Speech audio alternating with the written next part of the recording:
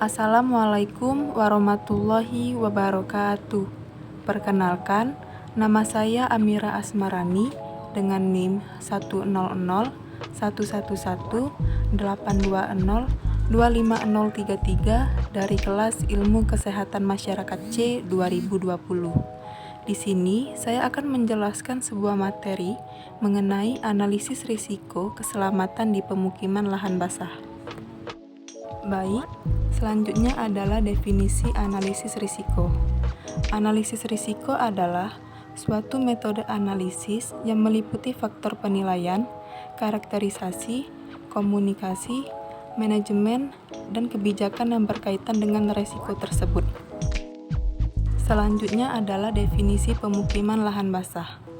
Pemukiman lahan basah adalah setiap wilayah yang dimana tanahnya jenuh dengan air, baik tergenang air yang dangkal, sebagian, atau keseluruhannya. Genangan air pemukiman lahan basah biasanya bersifat permanen atau terus-menerus, maupun musiman yang terbentuk secara alami ataupun buatan manusia, baik berupa air tawar, air payau, maupun air asin. Jenis-jenis lahan basah. Lahan basah dibagi menjadi dua jenis. Yang pertama adalah lahan basah alami, dan yang kedua adalah lahan basah buatan.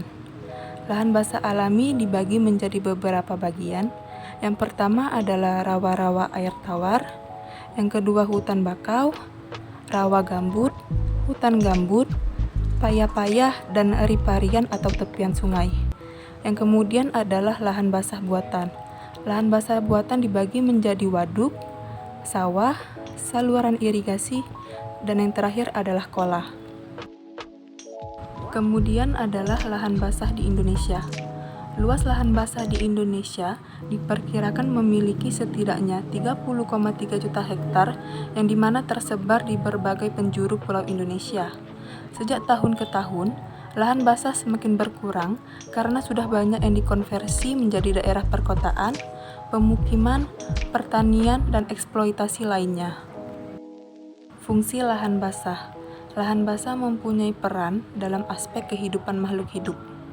Lahan basah berfungsi untuk melindungi tepi laut dari berbagai gelombang laut, mengurangi dampak banjir, menyerap polutan atau pencemar, dan meningkatkan kualitas air. Tanpa adanya lahan basah, bagai bumi tanpa air dan kekeringan. Lahan basah juga menjadi habitat hewan dan tumbuhan yang tidak dapat ditemukan di tempat lain. Sistem ekosistem lahan basah. Sistem ekosistem lahan basah dibagi menjadi dua jenis. Yang pertama adalah ekosistem air tawar, dan yang kedua adalah ekosistem estuari.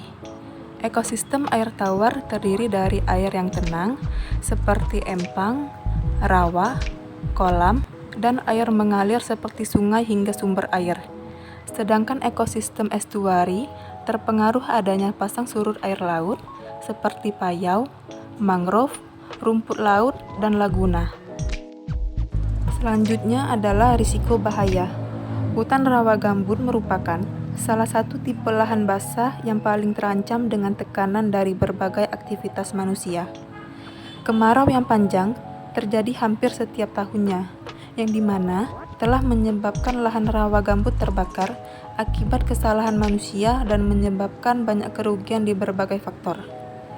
Wilayah yang paling banyak mengalami kebakaran adalah lahan rawa gambut. Bencana kebakaran hutan rawa gambut dan kabut asap telah menimbulkan banyak kerugian bagi masyarakat secara luas. Banyak penerbangan antar wilayah terpaksa ditunda atau hingga dibatalkan. Penyakit saluran pernafasan menyerang banyak orang.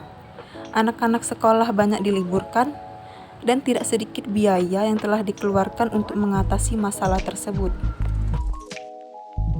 Yang terakhir adalah situs Ramsar di Indonesia. Terdapat 7 situs Ramsar di Indonesia.